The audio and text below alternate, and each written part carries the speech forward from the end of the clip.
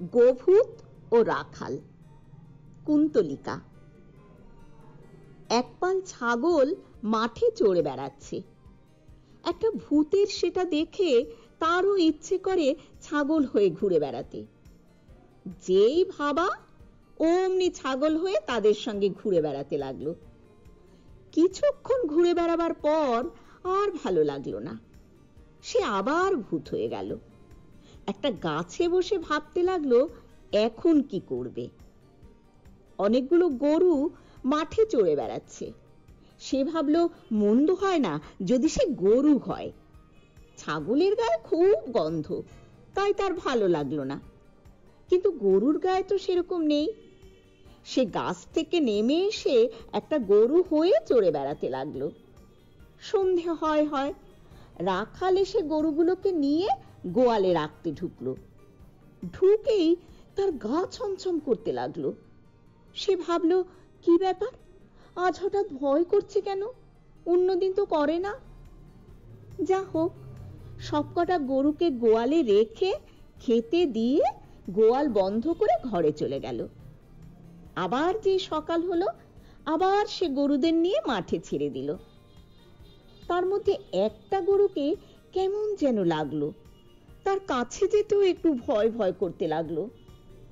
সে ভাবতে লাগলো এটা তার মনের ভুল। এই ভেবে মাঠ থেকে সে ঘরে চলে গেল। গোভূতটা একটু দুষ্টু ছিল, মতলব আটলো রাখালকে একটু জব্দ করবে। বড্ড ভালো মানুষই দেখাচ্ছে, কোনো গরুকে মারধর করে না, তাদের খুব যত্ন করে। এটা ভূতের সহ্য হলো না। সেদিন সন্ধ্যেবেলা যেই রাখাল গরুদের নিয়ে গোয়ালে রাখতে গেল, গোভূতটা কিছুতেই যেতে চায় না। রাখাল অনেক করে বোঝালো, আদর করলো, তবু যেতে চায় না। তখন রাখাল খুব রেগে গেল।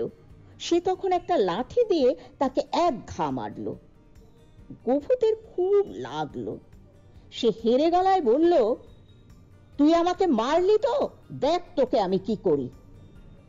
এইভাবে গরু কথা বলাতে রাখাল তো খুব ভয় পেয়ে গেল। সে দৌড়ে দৌড়ে একটা ঠাকুর মণ্ডপে এসে থামলো। গোভূতটাও তার পেছনে দৌড়ে এসে মণ্ডপের কিছুটা দূরে দাঁড়িয়ে থাকলো আর অপেক্ষা করতে লাগলো আবার বেরোলে তাকে ধরবে। রাখাল কি করবে ভেবে না পেয়ে ঠাকুরের পা ধরে বলতে লাগলো, মা, দয়া করে আমাকে বাঁচাও। ঠাকুরের দয়া হলো, কারণ রাখাল খুব ভালো মানুষ।